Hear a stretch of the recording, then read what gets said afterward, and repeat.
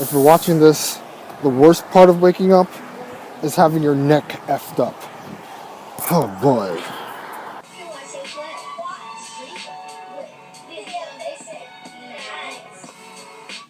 Hey guys, Vidvixvlogs here. Nice. Well, not so nice. I'm not doing so great this morning. I woke up to some major pains and neck aches. Like, I don't know, the way I woke up today was just different than other days. Like, I woke up and then I twisted and I did some crap to my neck, and now I can't turn right, which is bad. Like, I gotta turn like that. You know, like when you hurt your neck and you gotta like rotate your body in like a 90-degree angle. Like, that's exactly what's happening. So that sucks. And then today I'm getting a tooth extracted. I'm getting a tooth extracted. Oh, damn glare from the frickin' sun. I'm getting a tooth extracted, so that's doubly crazy. So, yeah, I'm going to be experiencing a lot of pain today. If the neck ache doesn't kill me, the extraction sure will. So, yeah, not a great start to my morning. And my dentist suggested that I have a big breakfast because I guess he is assuming that I don't know when the next time I'll have a food. Because, you know, when you get your tooth extracted, for those who have, you can't eat for a while. So I'm a little nervous in that regard because it's like, well, crap. If I can't eat, how am I going to live? I'm being extreme, but basically speaking, yeah. So this is going to be a long day. I have other things to do, other people to meet, appointments to be made. So I don't know how I'm going to survive. If I do get a chance to show it. Ow! Oh, Jesus, peace. If I do get a chance to show it, this whole left side of my face is going to be pretty swollen.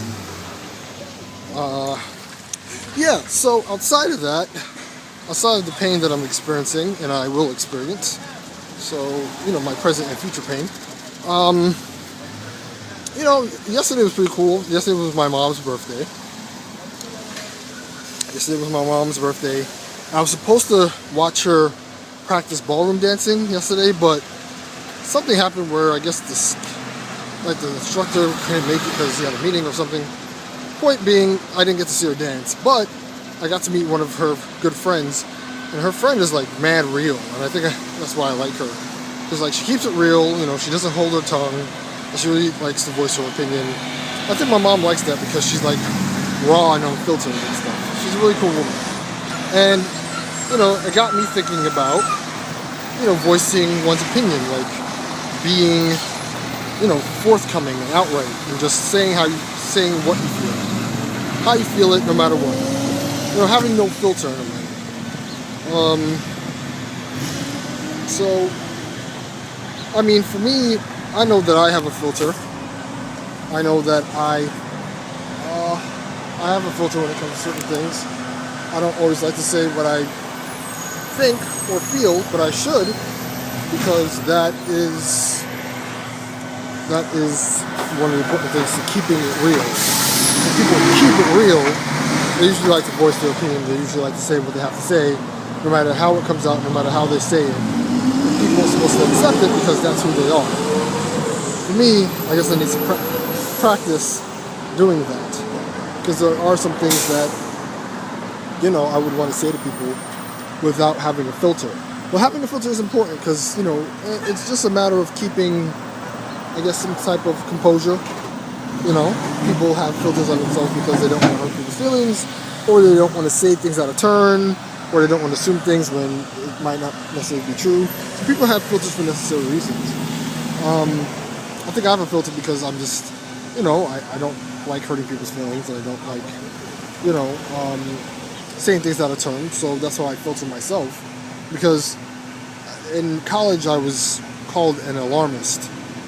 And I'm assuming an alarmist is someone that likes to, I guess, jump to ring the alarm, or like, you know, just cause I guess, mass hysteria for no reason.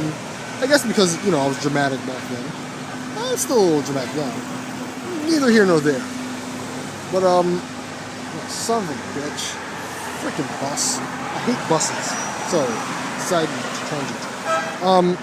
Point being, you know, it's like, I've always wanted to have lack of a filter sometimes. Like when someone's saying something stupid, or someone really says something out of turn, or someone says something really effed up, I want to have no filter at that point. Just tell them, you know, tell them off. Because what happened was the woman, she saw the instructor like later on in the evening, and then she basically told him off. And, you know, it's kind of like, you know, at the end the guy had an excuse, but she wasn't afraid to hold her tongue and say what she felt.